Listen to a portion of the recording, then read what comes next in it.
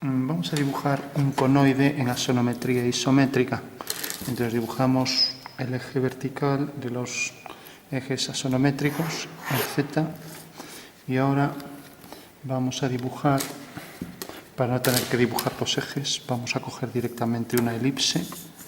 Vamos a coger, por ejemplo, la elipse esta central, y aquí ya nos marca la posición del eje vertical. En todo caso, para ser más precisos, vamos a coger aquí una ortogonal y así tenemos el eje principal de la elipse, el eje vertical, el eje mayor. Una vez ya que tenemos los dos ejes principales, cogemos la elipse y vemos aquí dónde están las muescas. Entonces deberíamos coger un rotulador que pueda marcar ahí en la regla para ser más precisos. Buscamos uno de los que marcan.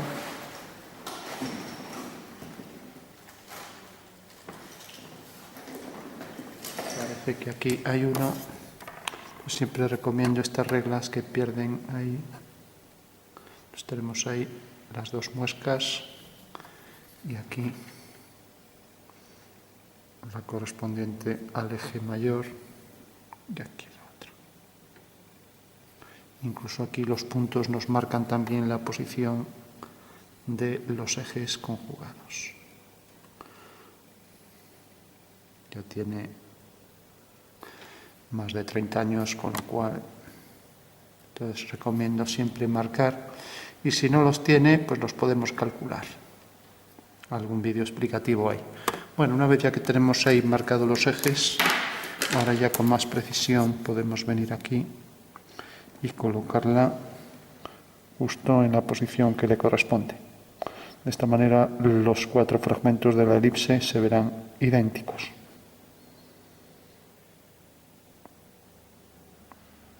Bueno, parece que esta es la posición y ya la marcamos. Bueno, tenemos ahí la elipse y aprovechando que tenemos también la elipse, antes de sacarla ya debemos marcar la posición de los ejes conjugados, que son los ejes que definen la posición de X e Y en el espacio. Entonces marcamos ahí los ejes. Sabemos que en realidad son también esto que tenemos aquí, o sea que en realidad nos marca aquí ya, si cogemos esto, los 120 grados, ahí lo delimita la regla cogiendo ahí el vértice. Marcamos la posición del eje y sabemos que este es un eje conjugado. Pasa por el centro. Y ahora hacemos el otro, también volvemos a coger la regla y marcamos ahí la posición del otro eje, cogiendo ahí el vértice y cogiendo aquí este punto, pasa por el centro de la elipse. Y ahora tenemos ya los 120 grados, aunque está dividido el triángulo equilátero, que sería el triángulo fundamental de la axonometría, con lo cual podríamos dibujar el triángulo fundamental cogiendo el centro de la elipse y marcando ahí puntos a la altura que queramos para los vértices de ese triángulo equilátero. Bueno, y una vez que tenemos esto, pues empezamos a dibujar. Si, por ejemplo, dibujo otra elipse por aquí, vamos a ir marcando elipses. Entonces imaginamos más arriba como aquí una elipse pues se va reduciendo, ¿no? Entonces, según la proyección en axonometría, sabemos que esa figura está formada por un cuadrado, como dibujamos aquí en plan boceto. Ahora tenemos aquí abajo una circunferencia, que es lo que tenemos hasta ahora. Y ahora aquí, en el diámetro conjugado, tenemos el triángulo que tiene el lado mayor en la base.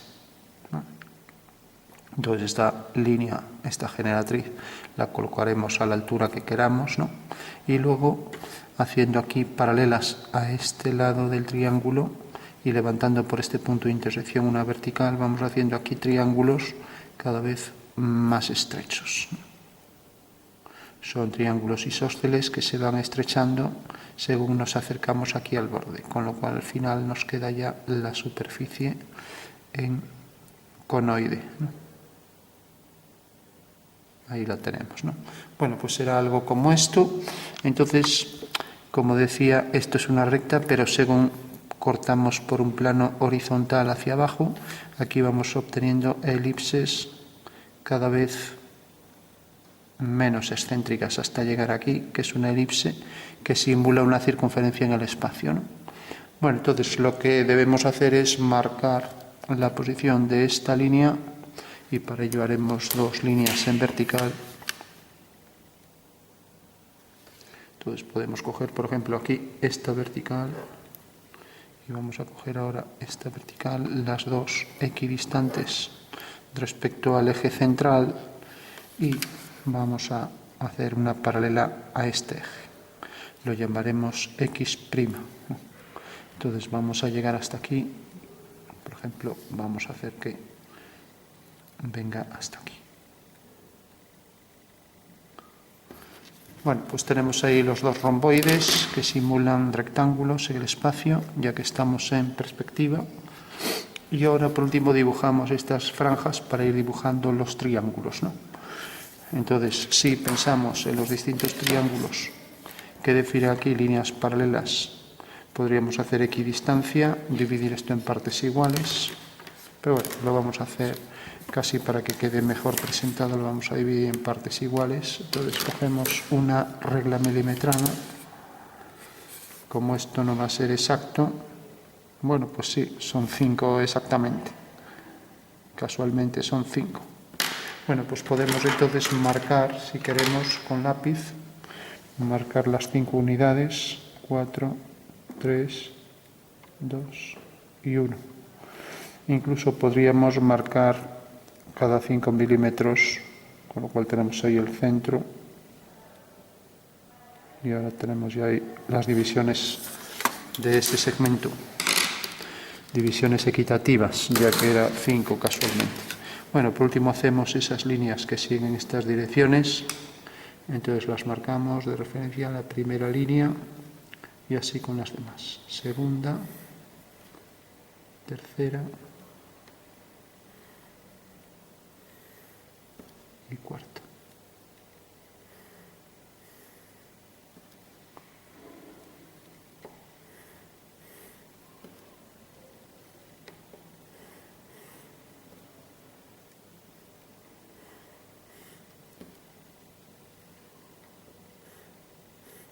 Bueno, pues ya tenemos ahí todas las divisiones equitativas y ahora simplemente habrá que hacer por cada uno de estos vértices, según vimos aquí en este detalle, líneas en vertical para detectar el vértice de cada triángulo que uniremos con estos puntos extremos. Y así vamos haciendo primero un triángulo y luego los demás, ¿no? Entonces, haciendo líneas en vertical, líneas paralelas a este eje, vamos trazando entonces ya la posición, de la primera línea y así con las demás. Segunda, a ver que nos tropieza ahí. Esto, cuanto más precisos seamos, pues más ajustada va a ser al final el conjunto de líneas que definen la superficie, ¿no? Entonces recordamos que estos triángulos podrían ser secciones de la figura del conoide. El conoide, como sabemos, es una superficie reglada a ladeada, una superficie que se puede trazar con líneas rectas, como vemos aquí. Bueno, pues ya tenemos las divisiones y ya solo hay que ir uniendo los puntos correspondientes. Podemos marcar con más intensidad los que están anteriormente. Entonces tenemos, por ejemplo, esta línea, luego tenemos la siguiente, luego la siguiente y así todas.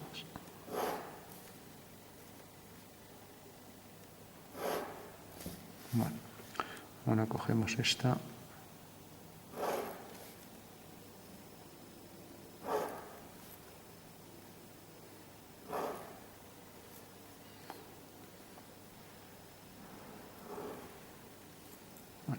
aquí podríamos hacer una en el medio para que se vea aquí la curvatura. Bueno, y hacemos lo mismo del otro lado y tenemos ya por la parte de atrás las líneas que definen la superficie.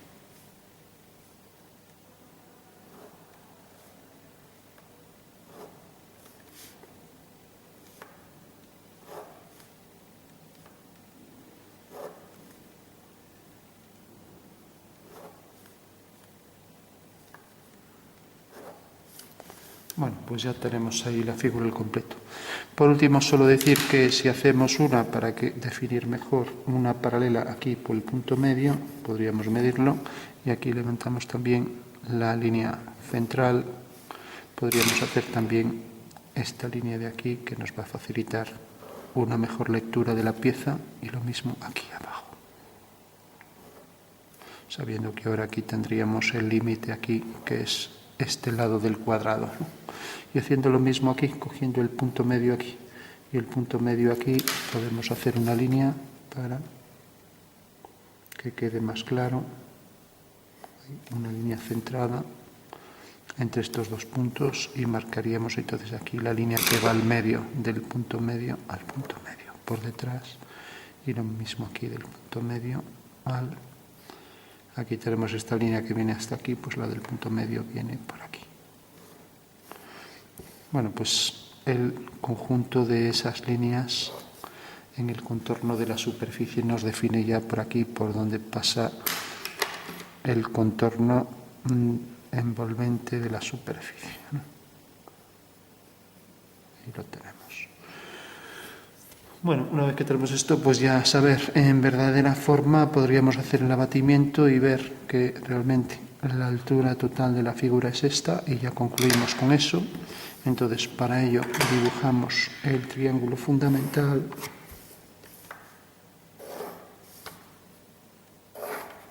Y ahora tenemos esto, tenemos el abatimiento, podemos incluso, si queremos, en vez de abatirlo hacia aquí, abatirlo hacia aquí y desplazarlo, o lo que es lo mismo, hacer la bisectriz, ¿no?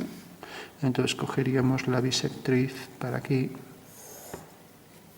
y haríamos aquí, podríamos coger directamente el ángulo a 45 grados, ¿no? Entonces tendríamos aquí esta línea y ahora tendríamos aquí la otra bisectriz, y para ello podemos coger, por ejemplo, aquí pues esta medida. La medida que viene de aquí a aquí, y marcar aquí la posición y terminar aquí, obtener ahí el punto de intersección. Bueno, pues tenemos aquí el ángulo de 90 grados, por tanto es un abatimiento de la cara del triedro o trirrectángulo y desplazamiento en esta dirección. Y como esta es la circunferencia, si bajamos aquí una vertical y esto está centrado, ¿no? Ya que hemos cogido esto y aquí está la circunferencia, pues solo tenemos que traer aquí la anchura esta, ¿no? Y por lo tanto esa anchura será invariable aquí, en este radio, ¿no? Entonces el abatimiento de esta circunferencia quedará aquí. Ya lo podemos trazar. Entonces esta será la circunferencia que define la figura. No la completamos para no interferir en la perspectiva, pero ahí estaría la perspectiva. Y si proyectamos este punto, necesariamente quedará aquí sobre el eje abatido, que es X' abatido. Mientras que el eje Y' abatido quedará aquí. Bueno, pues ya tenemos ahí la circunferencia en verdadera forma. El diámetro es invariable, ¿no? Y aquí aparece horizontal. Mientras que si ahora batimos de este lado, entonces otra vez dibujaremos aquí el arco circular, la semicircunferencia. A partir de este punto de intersección marcamos ahí. Y ahora marcamos aquí la medida de los 45 grados. Entonces, si nos fijamos, cogimos aquí en la esquina, pues cogeremos aquí también en la esquina, y lo mismo aquí, los 45 grados, y tenemos ya ahí, como vemos aquí, los 90 grados, ¿no? Entonces pasa por esta intersección con esta línea, y ahora pasa por este punto. Ahora tenemos abatido esto ya, y por tanto el abatimiento de esto, si nos fijamos, esto sigue esta dirección.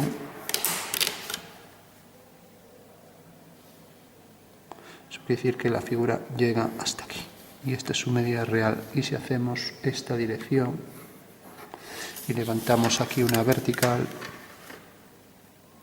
pues ya tenemos que el rectángulo de la figura pues es este. Y esta es su altura real, ¿no?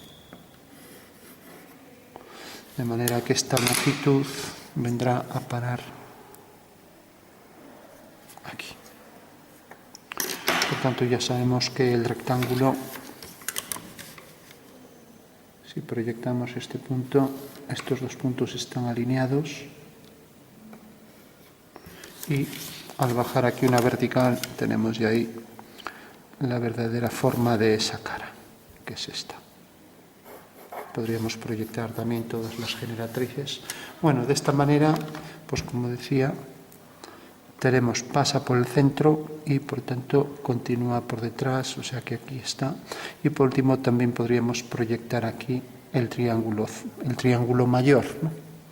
Entonces al proyectar el triángulo mayor lo traeríamos hacia aquí y también sobre esta cara batida aparecería aquí el triángulo. Vale. Bueno, pues lo vamos a hacer aunque sea así. Entonces más o menos viene por aquí, este es el vértice, para que se vea por dónde queda. Aquí tenemos el ángulo de 90 grados, igual que en estos dos, ¿no? Tiene que estar aquí, 90 y 90. Y una vez ya que tenemos este ángulo, pues bueno, al proyectar este punto, otra vez siempre siguiendo la dirección del eje, tenemos aquí este punto. Y del otro lado tendremos lo otro. Y ahora proyectamos esto. Necesariamente corresponde a este eje vertical, corta aquí y en consecuencia el triángulo mayor, este central, es este. Y quedará a igual distancia esto aquí. Por lo tanto, uniendo ese punto con este, tenemos ahí ya el triángulo. Bueno, pues ahí tenemos ya las tres vistas, ¿no? La vista del triángulo en verdadera forma, cuyo origen está aquí abatido, este punto aquí proyectado y este punto también aquí proyectado en la prolongación. Y lo mismo el rectángulo queda aquí y aquí queda esta vista, de manera que esta arista se proyecta aquí. Ya que, como es un abatimiento hacia aquí y luego hacia aquí, pues esto queda de este lado. ¿Vale? Eso quiere decir que las tres proyecciones de la figura pues serán la circunferencia. Vamos a ponerlo así, tal y como lo tenemos aquí. Entonces, aquí esto en vertical, aquí el triángulo y aquí el rectángulo o cuadrado. Y estas serán las tres vistas del objeto. O sea, planta, alzado y perfil, ¿no? Que corresponden a esta figura y cuyas proyecciones, visto desde arriba, pues será la circunferencia con la línea esta meridiana y luego la proyección aquí será el triángulo mayor. Los demás ya forman parte de la superficie y no se verían, a no ser que hagamos la figura alámbrica. Y por último, la tercera proyección correspondería aquí a este cuadrado o rectángulo, según las medidas que se le den. Bueno, pues esta es la sonometría isométrica del conoide, habiendo hecho todas esas secciones de la figura y el abatimiento de las caras para obtenerlas en verdadera forma, ¿no?